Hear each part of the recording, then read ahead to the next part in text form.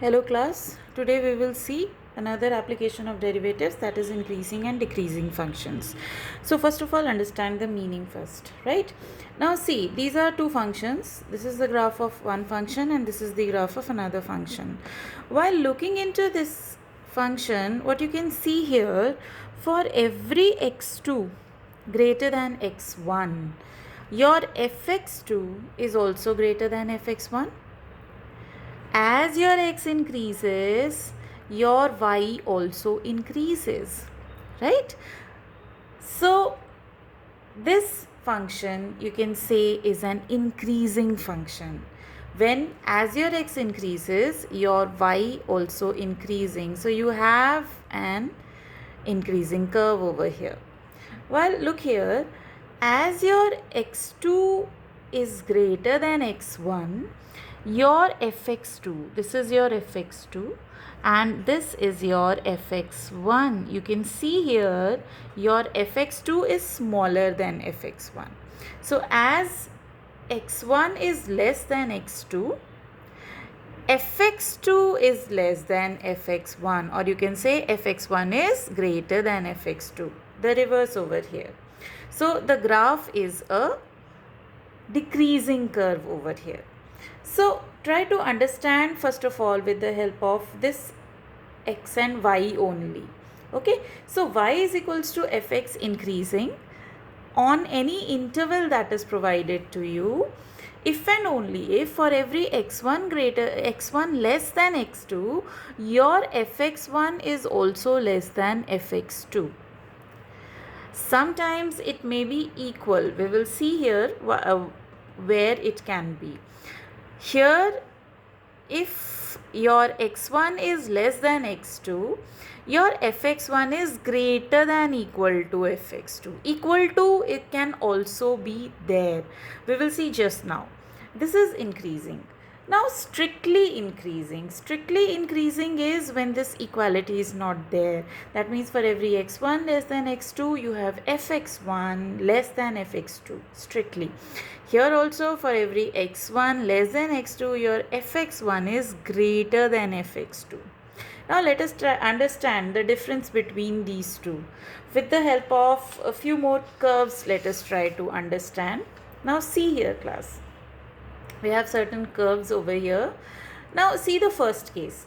Now in this case, if you see, this is from here A to B, say you are given the curve.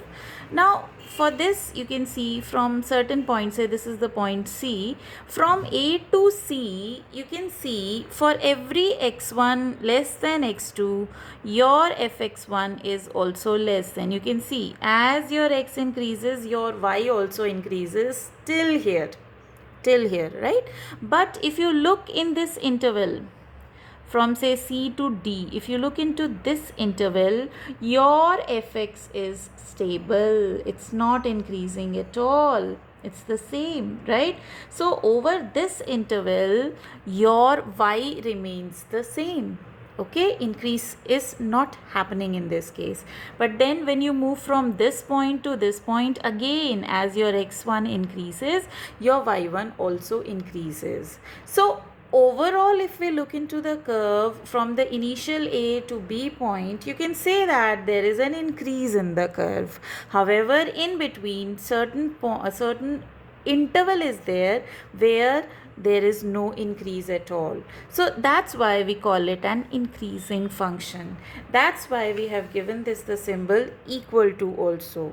In case of increasing, fx1 is less than equal to fx2 over the entire region. However, when you look here for every x1 less than x2, your fx1 is less than fx2. There is no stability in the graph over an stability of y value. Y is not constant over a period of interval. So this is a strictly increasing function. See the difference, increasing function and strictly increasing function. In increasing, you may have certain interval where there is y value same, but here Y is entirely increasing as your x increases. That's why for strictly increases, you have increasing on interval, you have fx1 less than fx2. Strictness is there. Here strictness is not there.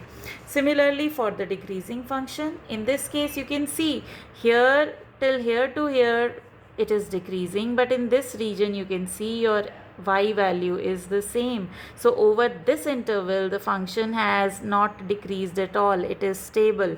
But then after that also it has started decreasing. So overall from a to b you can say this is a decreasing function. But when you look here, as your x increases, your y decreases entirely in the domain that is provided to you. So yes, in this case you can say it is strictly decreasing. Okay, see the difference between decreasing and strictly decreasing. That's why when we see in terms of this definition, as x1 less than x2, fx1 is greater than equal to for decreasing, and for strictly decreasing you have just greater than and here less than. Equality, when it is there, it is increasing or decreasing, and when equality is not there, when it is not there, you can say it is just strictly increasing or strictly decreasing. Try to understand this difference first of all, right? Now look into this curve. For this curve you can see the domain is provided from here to you. Okay, now in this region your graph is increasing. Here you can see the curve is decreasing, then further it is increasing. So some part it is increasing, some part it is decreasing, some part it is increasing again. So you can say this particular domain, in this particular domain the function is neither increasing nor decreasing.